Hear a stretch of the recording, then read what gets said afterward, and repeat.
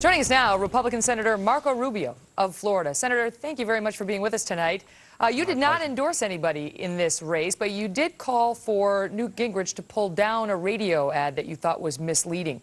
When the electorate was asked tonight about the advertisements in Florida, 71% said it was a factor for them. Of those, 55% went for Mitt Romney, 28% went for Newt Gingrich. Do you think that those ads have played an important part in Florida, and do you think this negative advertising in general will end up damaging the Republican candidate? Well, first let me just clarify, I didn't ask him to pull down any ads. I did say some of the language in there wasn't appropriate. He made the right decision, and I congratulate him for that. I do think these ads could have an impact, especially in Florida. You know, this is not one of those states where in November it's automatically in the Republican column. I mean, we're going to have to, our nominee is going to have to come back here to Florida and is going to have to win the vote. And so some of these things that are being said now in January are still going to be on their minds in October when they're making up their mind about the next president of the United States. And it was part of the reasoning that went into my comment about that ad. But ultimately, I do think it can be a factor, and we should be concerned about that.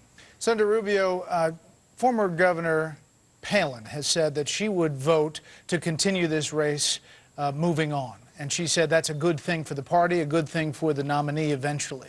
Do you agree with that, or do you think that this whole process and the negativity is hurting the party? Well, I come from I had a special experience in my life when I ran for office. I was in a primary. A lot of people told me I needed to get out, that I had no chance to win, and obviously it didn't work out that way. And certainly we've seen in this race where on a couple of occasions, for example, Speaker Gingrich was thought that he wasn't going to be able to be competitive, and he became competitive again, and now we've seen that with Governor Romney. That being said, look, I am impatient because I want us to get to the case for replacing Barack Obama. And obviously I'd like us to unify behind a candidate as soon as possible, because I think the choice is so stark and so important for our country and its future. But that doesn't mean we can ignore the process. I mean, these candidates have a right to continue to run. I think there are other states that would like to weigh in. But look, I stand by what I said earlier today. I think at the end of the day, however long this process may take, I think if you win in Florida, I think it's a pretty good indication, even in a Republican primary, about how you're going to do in a general election. So will you endorse before this process is over? Well, I don't know if I will or won't. I don't intend to. I don't have that on my mind right now, and certainly don't intend to make that decision tonight. But I'll tell you, I am looking forward to working for our nominee, and whenever that happens. I do think the sooner the better, but not in an artificial way. I'm not asking the race be rushed. I think these candidates have worked very hard. There are some other states coming up that they want to take their message to. You heard Congressman Paul just a moment ago. He wants to be involved in some of these caucus states, and that's his right. And these are important states to want to have their say as well. But ultimately, I stand by what I said earlier today. I really believe that when all is said and done, if you win Florida and you win Florida decisively, I think it gives a pretty good argument for how you'll do in the general election. Senator, when you say you're looking forward to working for the nominee, are you trying to tell us something? There's a lot of buzz about you as a possible VP. Oh, no.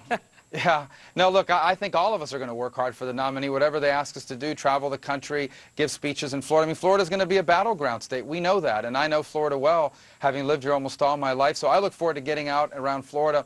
And I think it's not going to be a hard case to make to Floridians. Look, we understand President Obama inherited a tough economy where unemployment was too high.